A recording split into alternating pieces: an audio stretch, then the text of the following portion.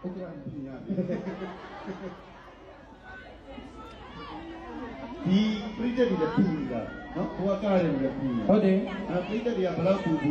အာသူရဲ့အပြုံးလေးကိုမြင်သွားရင်အေးချမ်းသွားတာတောင်ကြီးရတယ်လာကြည့်တော့ဘယ်ဟာဘူးလို့ဆိုတာဘူးရဲ့ခြေလိုက်တော့အောက်ကဖေးတဲ့ရလည်းပူနေတာကျွန်တော်တို့ဒါမိုးလုံးနေလို့ဆိုတော့ဒါပေမဲ့ဟေး